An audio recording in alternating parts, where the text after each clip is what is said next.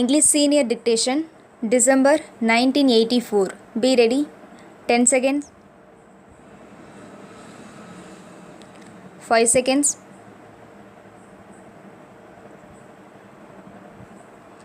Comments. Mr. Speaker, I must at the outset thank you for giving me this opportunity to take part in the general discussion on the budget for the year.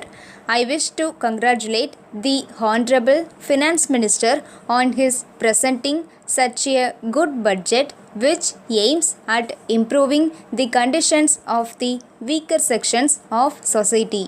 He has done well to present such a balanced budget in the present circumstances. Let me first refer to the functioning of the Education Department. On the whole, I should say that the officers of the department have done a good job. There might be a few minor lapses here and there. For instance, there has been some delay in the publication of the results of the higher secondary examinations. Of course, there might be valid and justifiable causes for such delay. But considering the difficulty that such delay causes to the students, parents, and also the educational institutions, the department could have avoided the delay in this record. I am happy to note that the department has taken note of the criticism made in the past years with regard to the delay in the sanction of grants and scholarships and had taken effective steps to ensure that the schools received the grants and the students received their scholarships in time.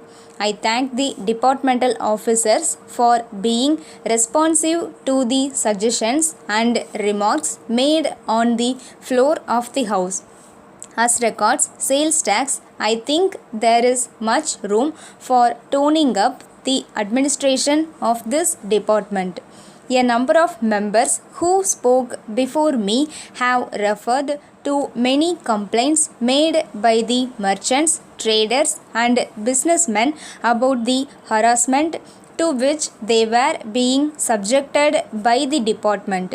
The government should realize that they are getting a huge sum by way of sales tax, which helps them to undertake many welfare schemes. The government should issue suitable instructions to the effective staff to be kind and considerate to the assessees. Whenever the assessees committed some errors out of ignorance of law, the officers should politely point out those errors to them and educate them as to how they should help the government by paying the taxes due by them. There should be perfect understanding and cordiality between the assessees and the department. Once these are established, I am sure there would be no room for many of the complaints that are now being made against the officials. The task of collection of tax is a difficult and delicate one, and it should be dealt with carefully. As far as the Forest Department is concerned, I would like to congratulate the Honorable Minister in charge on the keen personal interest taken by him to prevent the indiscriminate cutting of trees in the forest.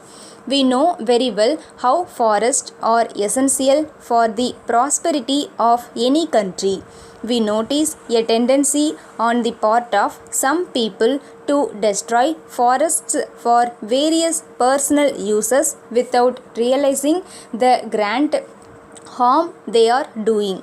Of course, there are laws to prevent such indiscriminate cutting of trees, but as in many other fields, mere laws would not be adequate to tackle this problem.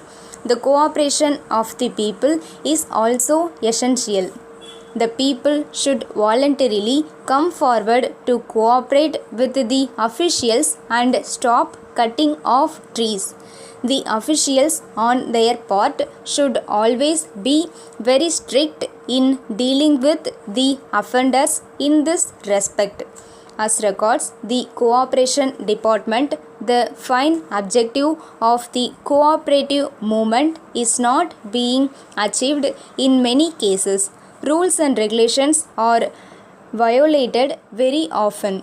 Also, we see misuse of funds. Letter dated 15th May 1983 from the Star Electronics Limited, Bombay to Messrs. Balaji and Sons, Madras. Dear Sirs, kindly refer to your letter in which you have complained about the delay in our sending the various articles ordered by you. We regret very much the inconvenience caused to you in this connection. However, we request you to consider the circumstances under which we could not fulfill our commitment to you as promised. A section of the labor staged a stay in strike about 2 weeks ago.